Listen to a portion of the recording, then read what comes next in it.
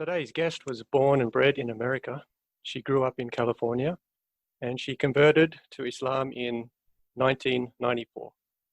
She's the executive director of the Usuli Institute. Today we have Grace Song. Hello, Grace. Hello, Assalamu alaikum. Wa alaikum salam wa rahmatullah. Peace be upon you too. Thank you. It's wonderful to be with you. Yeah, thanks for coming on the show.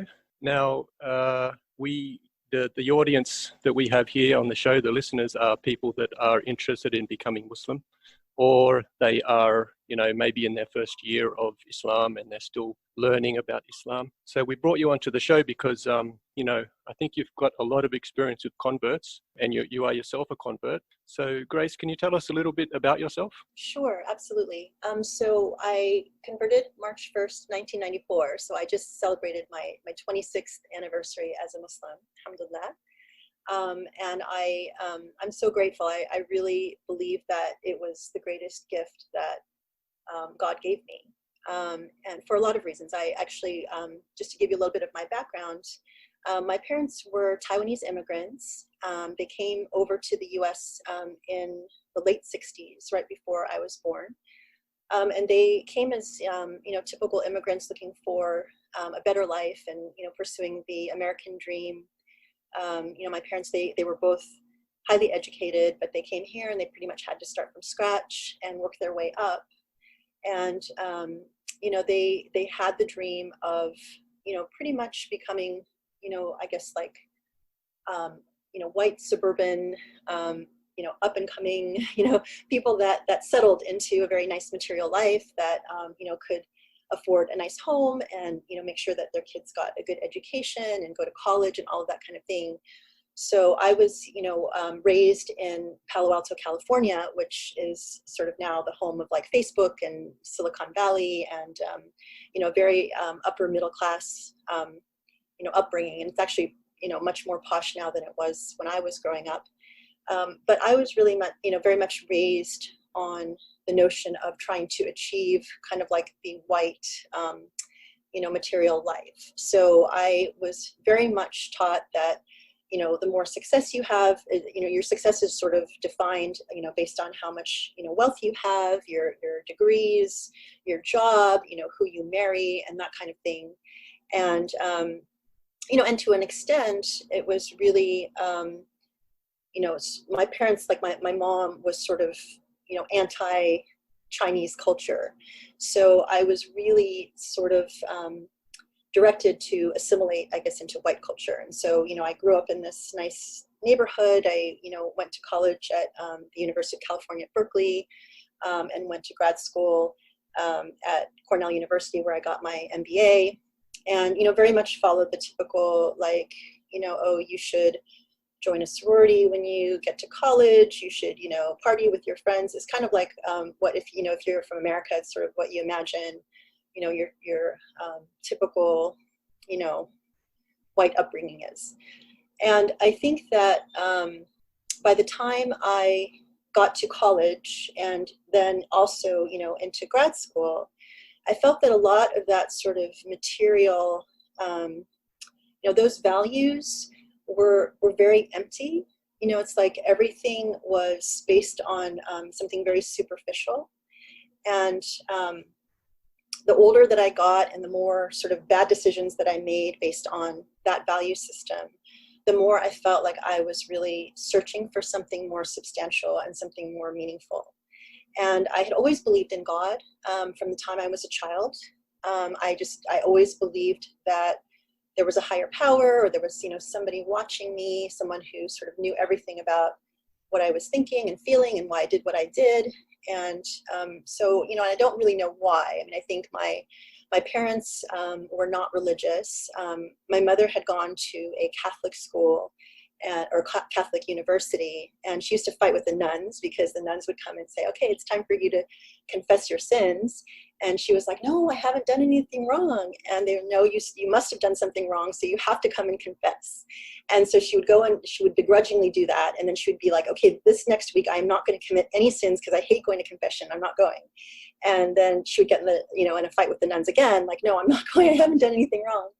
But, despite her sort of discomfort with that, when I was born, she was like, well, you know what, I better get my daughter baptized just in case. So I was baptized Catholic, although growing up we never went to church or anything like that.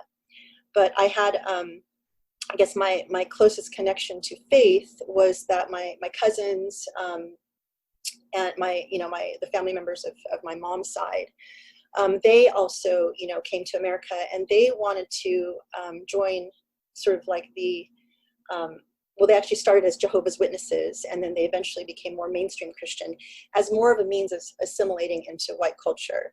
And then they eventually, adopted Christianity. But for me, growing up directly, I just, I had a sense of God, but I didn't actually go to church or anything like that. But I think by the time that I reached graduate school, and I found myself sort of all of a sudden surrounded by these incredibly smart and very accomplished people who, seemed like they had their acts completely together, and I felt like I was, sort of let in by mistake, and I was had imposter syndrome, when you feel like you're in some place and, someone has mistaken you for being much smarter than you actually are. At that point I was just, looking at, is this, I'm in business school and we're all here, and, our whole goal is just to kind of get the best job and figure out how to make the most money. And is this really what life is all about? And I felt like I had made so many bad decisions based on that premise that I was really unhappy, and I felt very empty and very alone. And at the same time, I had two classmates who were Muslim, and I really had I'd never met Muslims before. I didn't really know anything about Islam, other than kind of a general fear about, Islam, this crazy religion, and this, those are the people that blow things up and, are happy to die to go to heaven. And this was actually pre 9/11. So, back then there was still fear of Muslims, but it was definitely not as pronounced as it is today. But I met these two classmates, and they were extremely nice, and they seemed very normal. And I was like, okay, that's interesting. And one of them actually prayed 5 times a day. And, and this person to me was, very like kind, and actually, did something really nice with one of my classmates early on. I had a classmate who broke her leg, and this was in Ithaca, New York, where it was snowing. And he made a point to drive her to school every morning because of her broken leg. And I thought, oh, so you guys must be really good friends, huh? And he said, no, I just felt like I should do that because it's the right thing to do. And I was really blown away by that, and really also blown away by the idea of someone praying 5 times a day. Because I thought to myself, that is an incredible act of devotion. Like, what in the world would make someone pray 5 times a day? That to me was just, incredible. So I became very curious, and I, started thinking about how lost I was feeling. And I thought, well, you know what, maybe this is the time for me to see if, religion actually holds anything for me. Like, do I actually believe in some kind of organized religion? So, I sort of started out, I knew I believed in one God, so I was like, okay, so I think that means that I'm, either Jewish or Christian or Muslim. And I was pretty sure I wasn't Jewish because I wasn't born Jewish. And, I didn't get the sense that, I wasn't born a chosen person. And I didn't get the sense that the Jews were really excited about people converting into their faith. So then I thought, okay. And also I believe that, Christianity and Islam were religions. So, I felt that I needed to also look into Christianity and Islam. And most of my family was Christian, but I had a huge problem with the idea of Trinity because it just didn't make fundamental sense to me. The whole idea of God, Father, Father, Son, Holy Ghost, and, 3 being one. And, I'm a very logical person, so that was something that just didn't sit right with me. And then I thought, okay, well, I guess that leaves Islam. So, I was curious enough to go to the library and check out a book. And it was, I think it was called The Religion of Islam by Maulana Muhammad Ali.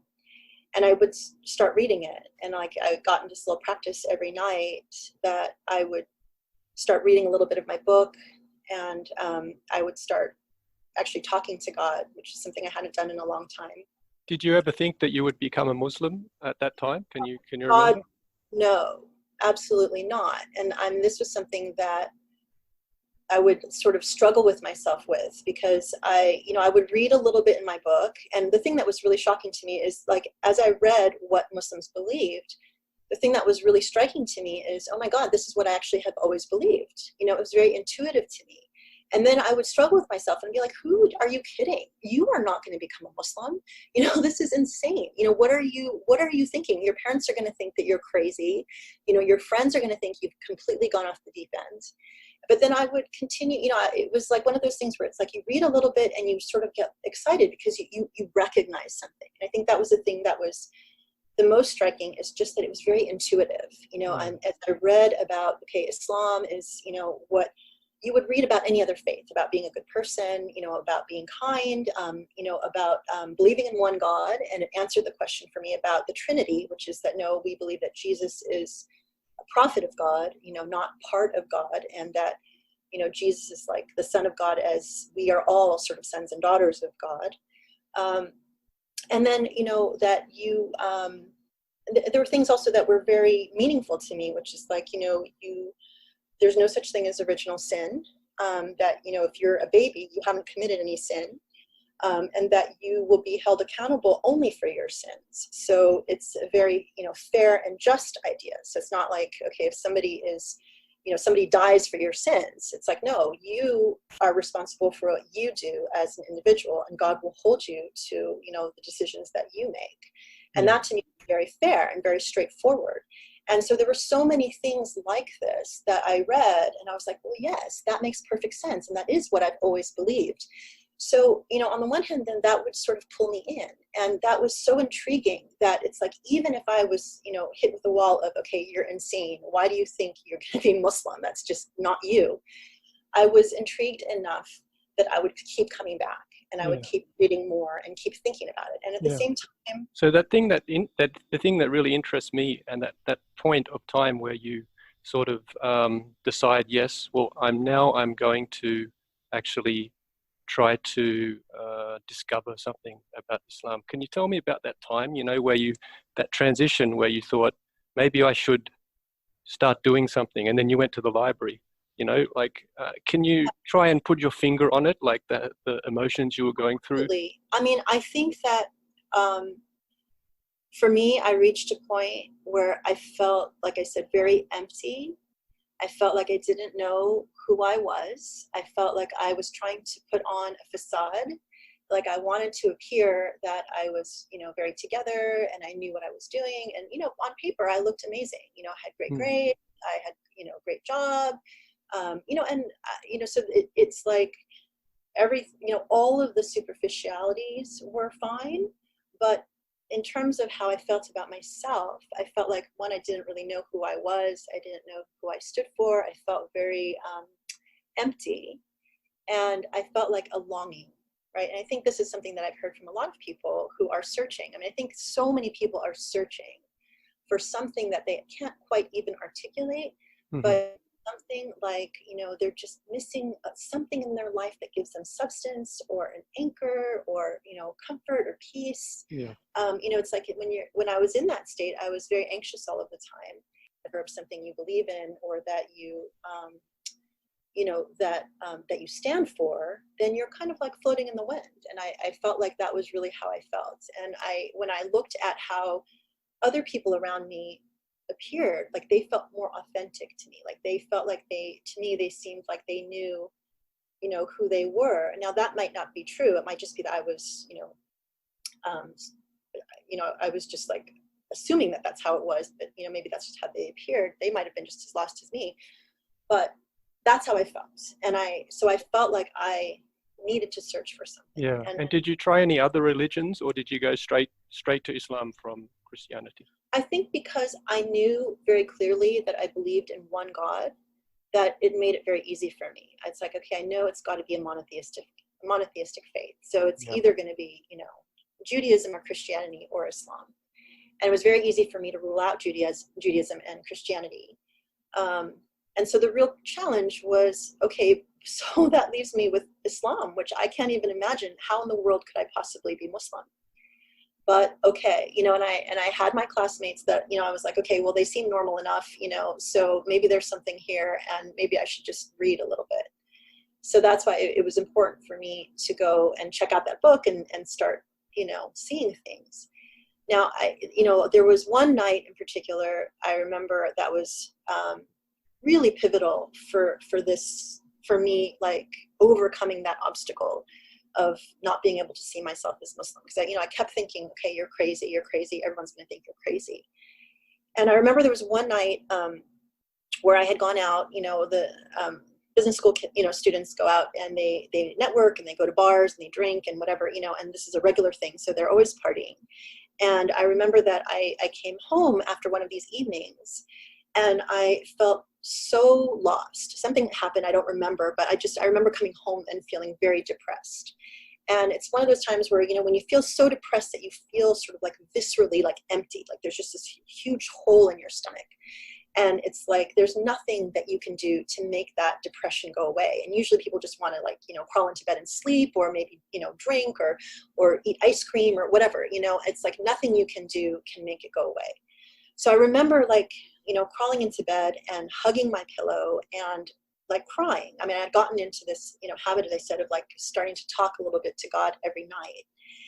And I talking to God, it's like I could have been just talking to the wall. I never felt any response back, or I never felt anything. But that particular night, I was hugging my pillow. I started crying and I said, God, please help me. I feel so lost. And, and literally in a few moments, like in an instant, I felt like that emptiness in my stomach completely disappear. And I sat up and it was like shocking to me, because it's like if someone immediately vacuums that feeling of depression out of you, where you feel at peace. I felt like that in an instant.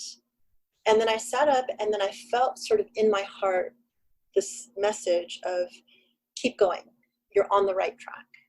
And it wasn't like I was hearing voices. I just felt that in my heart, like that was, what was imprinted inside of me.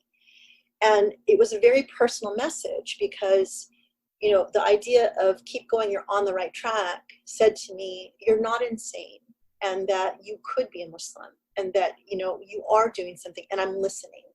So it was the first time that I felt that from talking to God, and I've been doing this for, 6 months, or I don't remember, it was several months where I was doing the reading and talking to God and kind of, trying to find my way. It was, I felt this feeling like, okay, God telling me, you've got my attention now, I'm listening, and let's see what you'll do. So it wasn't like okay, welcome back, my child, I'm happy to receive you. And, like kind of, I can imagine like the Christians would be like, oh, hallelujah, okay, you're one of us now, let's convert you. It wasn't like that at all. It was like, all right, I'm paying attention, you got my attention, now let's see what you're going to do with it. Okay, and was it just that book, one book that you researched, or did you do a lot of extensive research? And did you talk to a lot of people? That was the start. Okay, so it was funny, like when I first started engaging in this, I started talking to people. There was this Christian evangelical guy who would come on the Cornell campus, and he's like, one of these guys that would come on and have a megaphone. And I used to be an executive at, Kodak, and I gave it all up to come preach on campus and, share the good word and all of this. So one of these days, I actually went up to him after he was done with his thing, and I told him, I was wondering if I could ask you some questions, because I'm sort of doing my own faith search. And so he was, more than happy to talk to me. And so he sat down with me, and I had by this time, read enough that I had questions that had to do with, okay, well, this is what, Islam has to say about Christianity, and how, like the issue of, Jesus not being God, or, original sin and that kind of thing.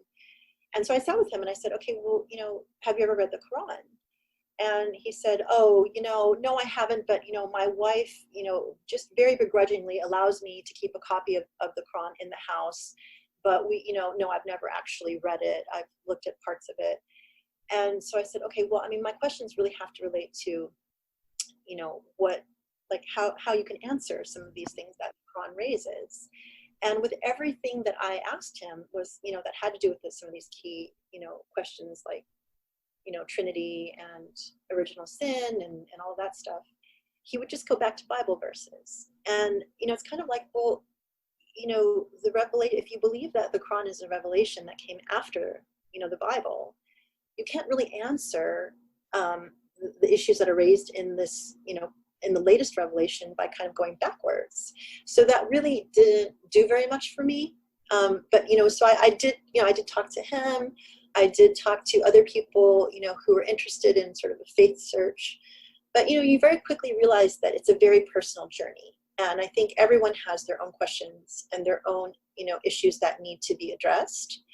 And I do believe that if you open your heart and start, conversing with God, that God does direct you to things that you need to see or people that you need to come, to come to. And so I think a lot of it is like, if you, like one thing that I would advise people is that if you are on a search, for God or faith or, something, that you open your heart and ask God to direct you, and you keep doing it. It's not something that, you might get an answer to right away or overnight. But I think that if you are genuinely searching, and, God will hear all of your prayers, and, God will determine, I think, the right time to direct you in the way that you need to be directed. And you kind of just, I think God will answer your prayer. Yeah. But you have to be patient. And at that time when you were first starting like that, reading the book, and were you still having any doubts, or was it more you were convinced? I had lots of doubts. It took me 2.5 years from the time I started this search to even arrive. It took me 2.5 years from the time that I started to the time that I actually converted.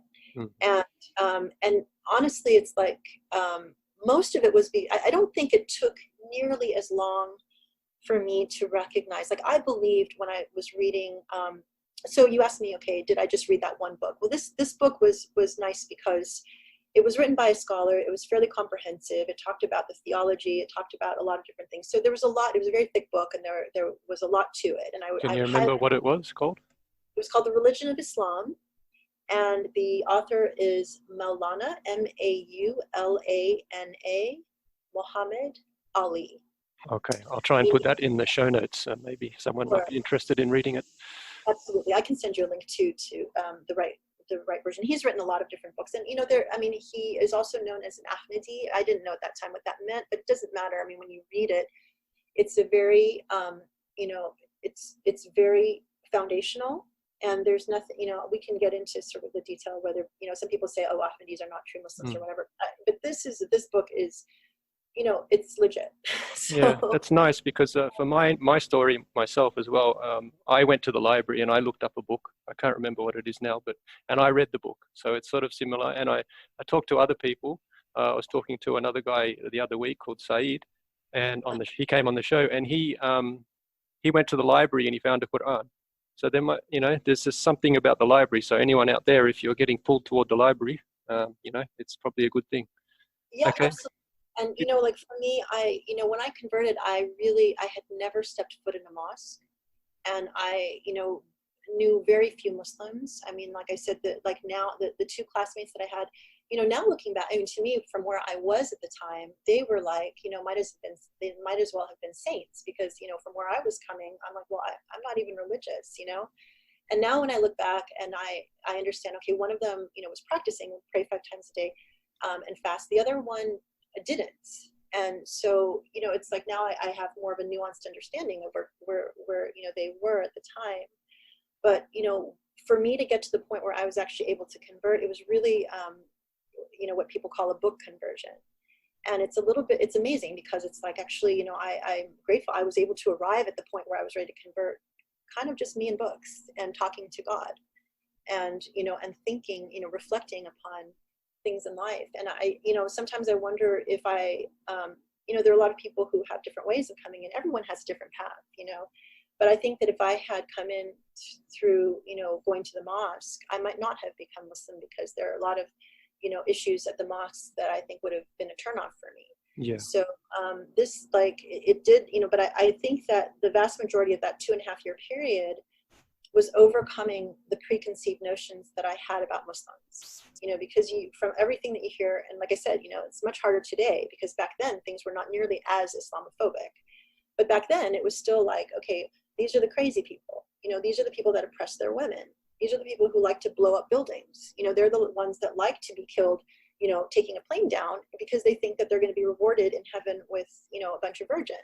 So, already you have in your, even if you're just a passive listener to the news and you're not really even paying attention to Islam, there's enough to make you fearful. And there was enough for me that I had to spend at least, that 2.5 years overcoming those stereotypes that had been drilled into me. And it really was only overcome through knowledge and, realizing that, okay, now, this is actually not what the theology calls for. That's not what Islam actually is.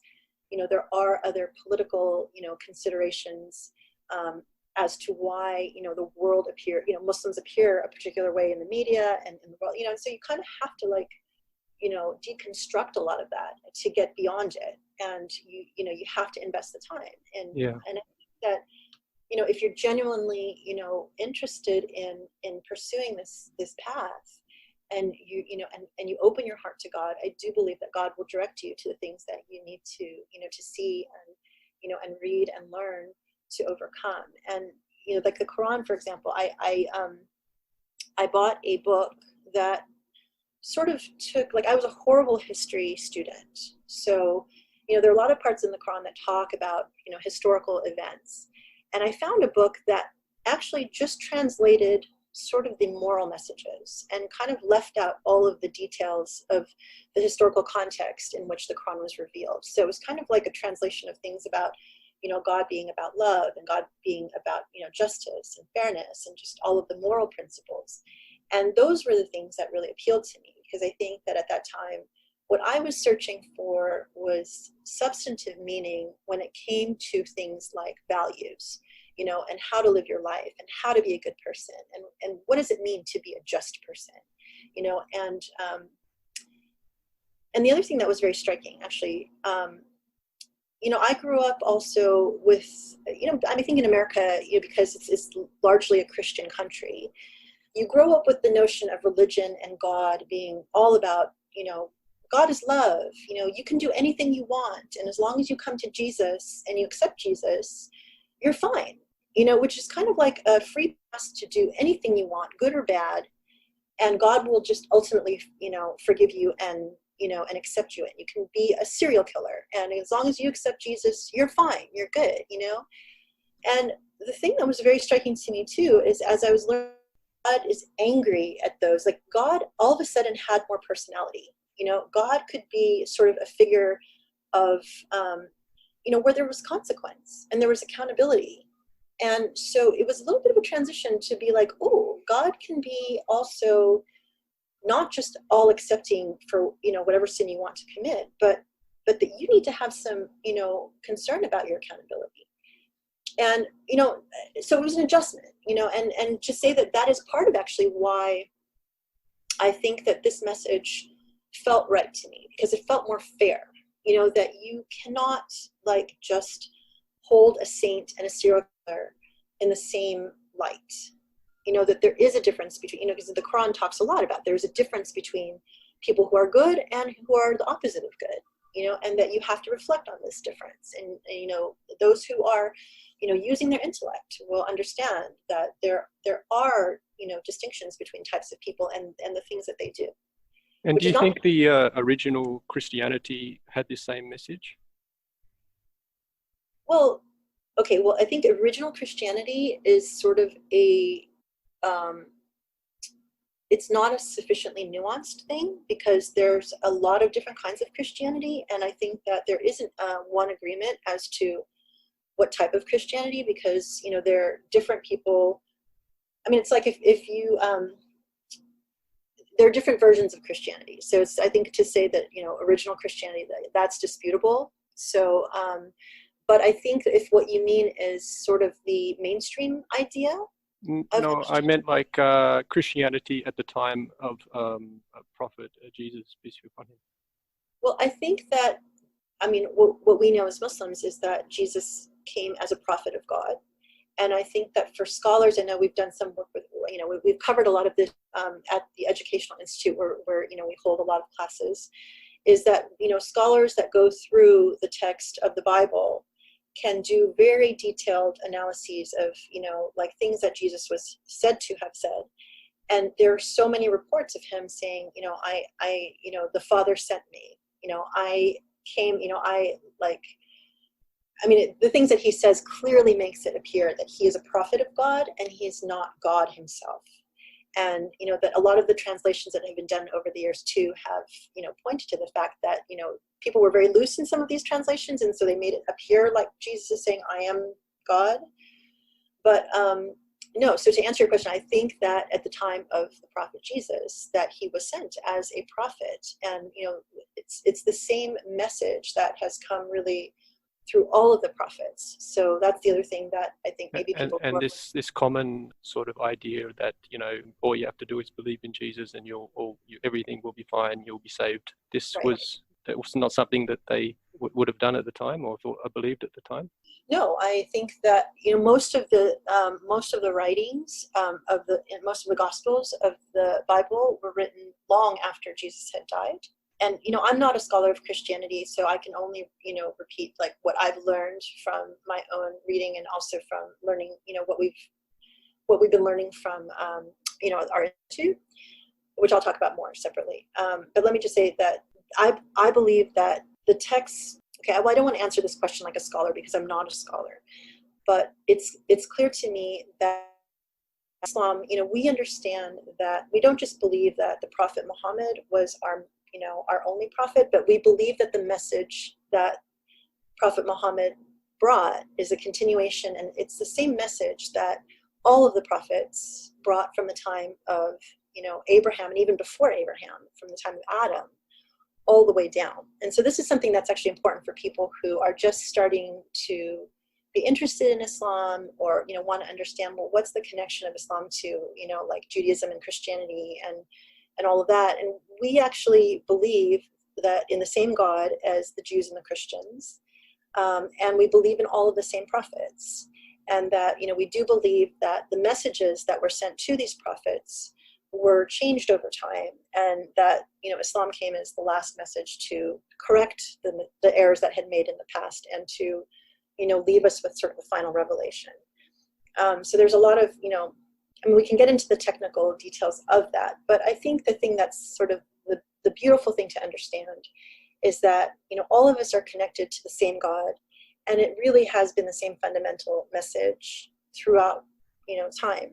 And so I think that, Islam definitely came very clearly to correct the idea that, there is no Trinity, that Jesus is not, a part of God, like a third of God or something like that, but that Jesus was very clearly a prophet of God, and that the message that he brought was very much like, believe in God.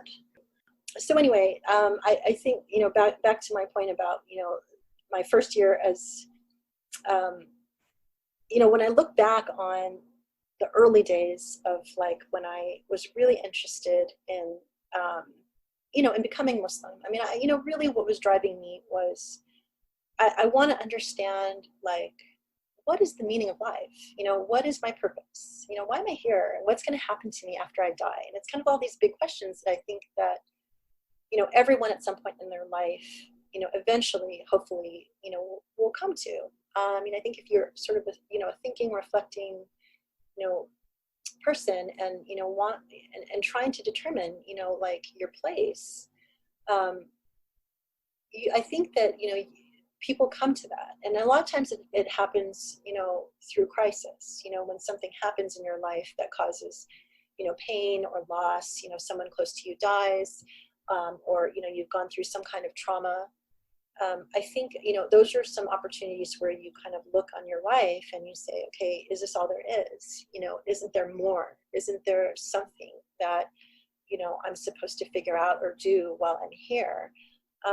And those are the moments that I think are an opportunity to think about, God or religion or start searching. And that's what it was for me. I just felt like life had reached a point where I didn't know the meaning of life, and I wanted to find out what that was for me. And so when I started on this path, looking back, I felt like when I truly opened my heart, and asked God to, please help me because I felt so lost, I felt like God answered those prayers. And Yeah. it took time, and it was not something fast. It was definitely, Yeah. Yeah. You said it took 2.5 years. So yeah. can you tell us about, that time when you finally decided that Islam was right for you? How can you tell us more about how you were feeling at the time and your emotions and how it Sure. was?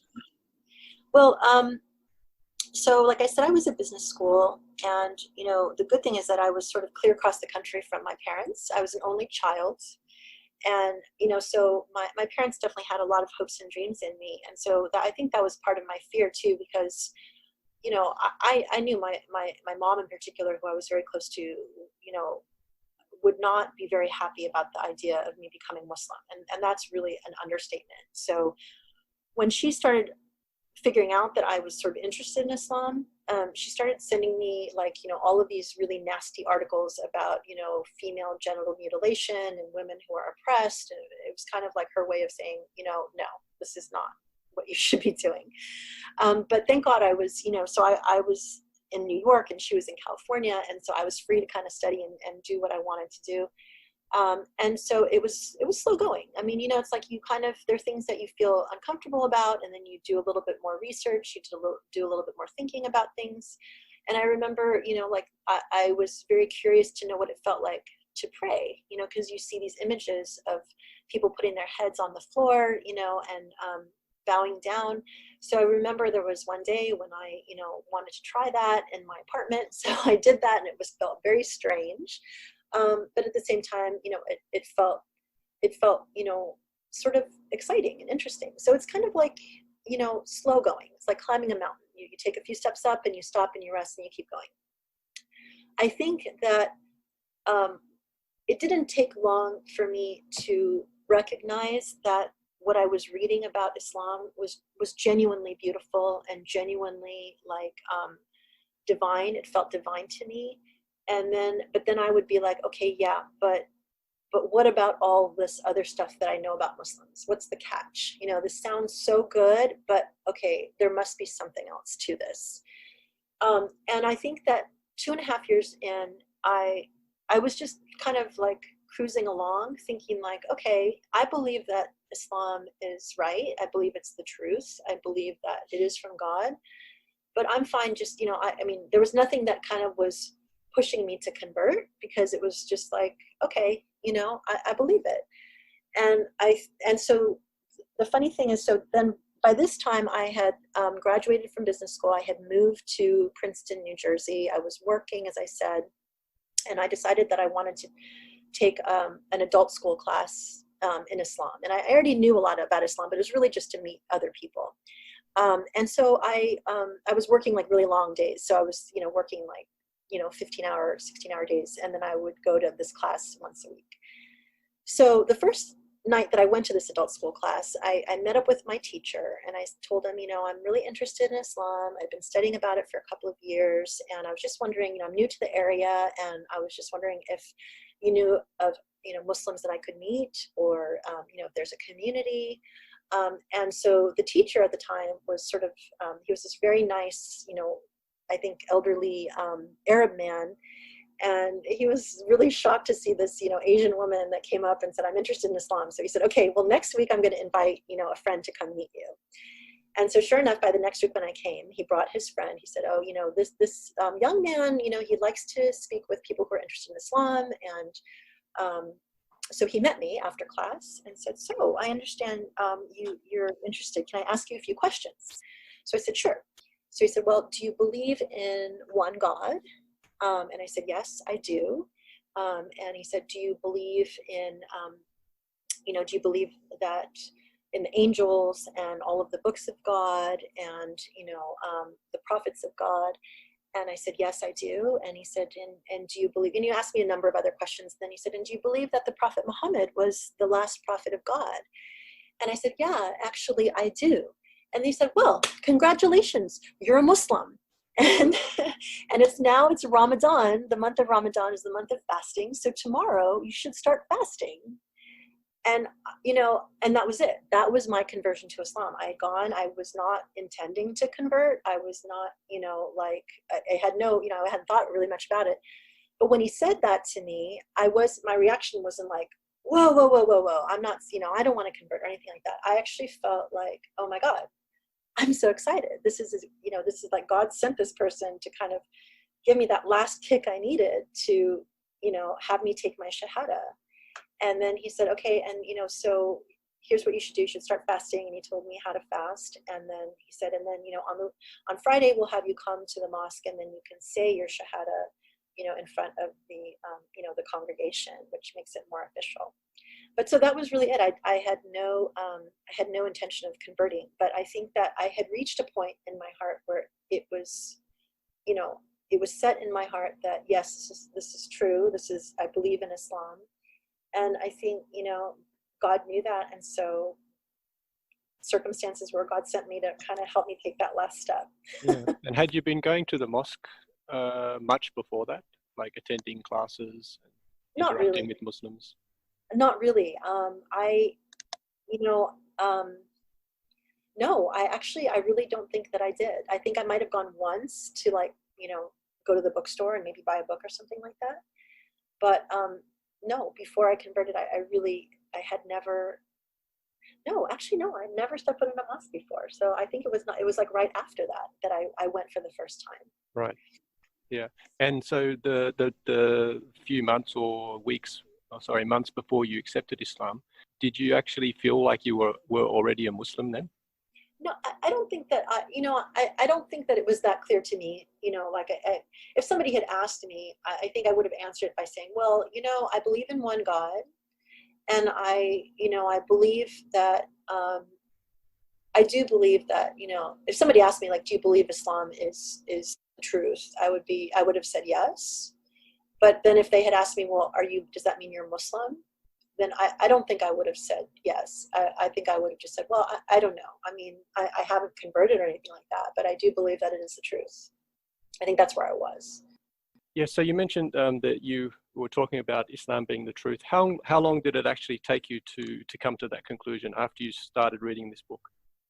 I think it probably took somewhere between, you know, 6 months to a year. I mean, you know, I knew a lot as I was reading and learning more.